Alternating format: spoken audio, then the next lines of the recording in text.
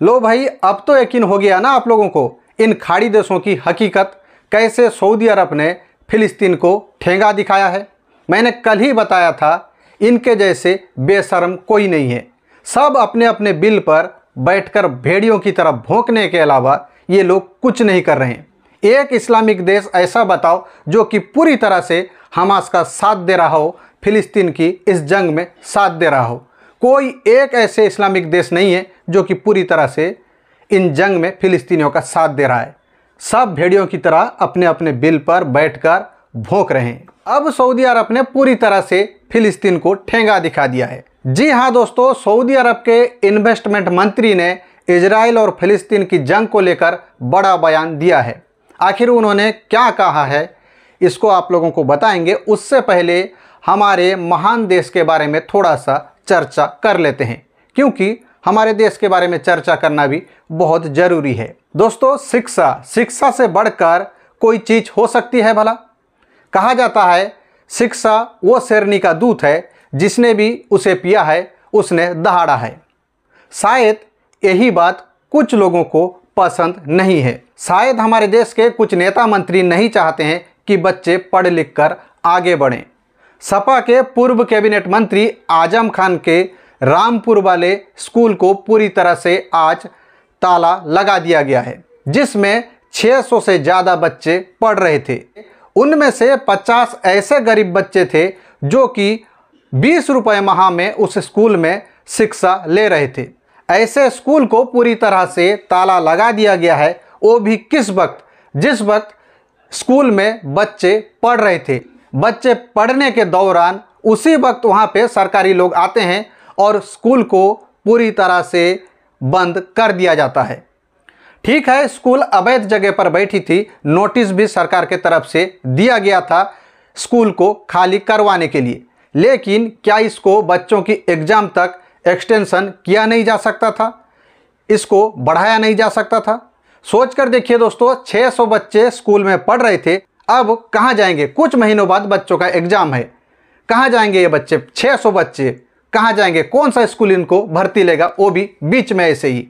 इसको ना तो आगे पीछे कुछ सोचा गया, सीधा स्कूल को अवैध कब्जा के नाम पर नोटिस लगवा कर स्कूल को बंद करवा दिया गया। ऐसे में बोला जाता है बेटी बचाओ बेटी पढ़ाओ। यही हमारा देश का सिस्टम है, यही हमारा देश की हकीकत है। अवैध जगह पर स्कूल बना हुआ था, लेकिन पढ़ाई तो वैध तरीके से हो रही थी, पढ़ाई तो बिल्कुल लीगल तरीके से हो रही थी, या फिर पढ़ाई में भी कुछ इल्लीगल होता है। विजय माल्या, नीरव मोदी, मेहुल चौकसी जैसे लोग करोड़ों लेकर देश से फरार हैं, उनका कोई कुछ बिगाड़ पा रहा है? बड़े से बड़े गुंडे खुलेआम घूम रहे हैं, नफरत भरा बयान पब्लिक स्टेज पर दे रहे हैं, सबको ये सुनाई दे रहा है, लेकिन हमारा देश का कानून व्यवस्था उनका कुछ बिगाड़ पा रहा है? कोई उनको पकड़ पा रहे हैं? इनके लिए कोई कानून व्यवस्था नहीं है। लेकिन स्कूल अवैध जगह पर बना हुआ था, 600 बच्चे उसमें पढ़ रहे थे, उसको तोड़ दिया जाएगा, उसको बंद करवा दिया जाएगा। इतना वक्त भी सरकार के पास नहीं है कि उसको कुछ दिन बाद खाली करवाया जाए, बच्चों का एग्ज़ाम तक इंतज़ार किया जाए। खैर दोस्तों, चलते हैं सऊदी अरब की तरफ। आप लोगों को पता ही होगा, पूरी दुनिया से ये मांग उठ रही थी कि सऊदी अरब इजराइल को जो तेल की सप्लाई कर रहा है, अगर तेल की सप्लाई सऊदी अरब बंद कर दे इजराइल को, तो इजराइल घुटनों पर आ जाएगा।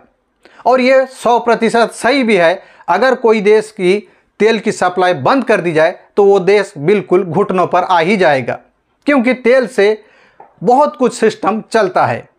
लेकिन इसको लेकर सऊदी अरब के इन्वेस्टमेंट मंत्री खालिद अल फली ने जो बयान दिया है, आप लोग सुनकर हैरान हो जाएंगे। जी हाँ दोस्तों, इसे लेकर सऊदी अरब के इन्वेस्टमेंट मंत्री ने कहा है, इजराइल और सऊदी अरब के रिश्ते को कैसे मजबूत किया जाए, उसे लेकर इन दोनों की बातचीत अभी टेबल पर है।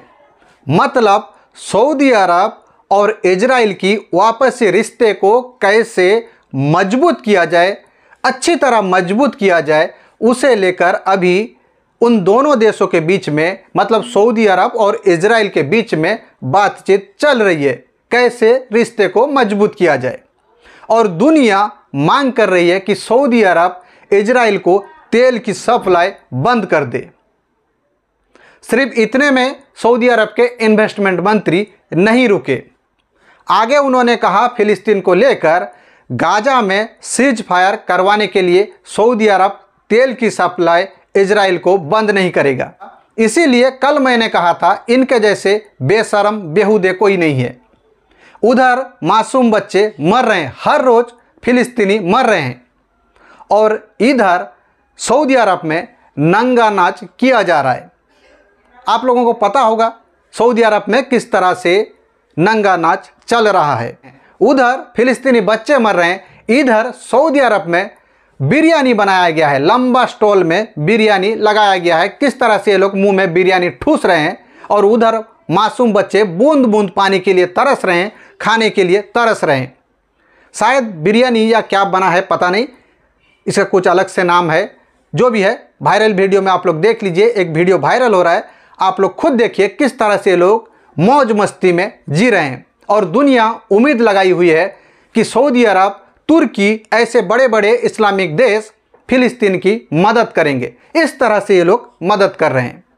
खैर दोस्तों, यही था खबर। दुआओं में याद रखें। जय हिंद।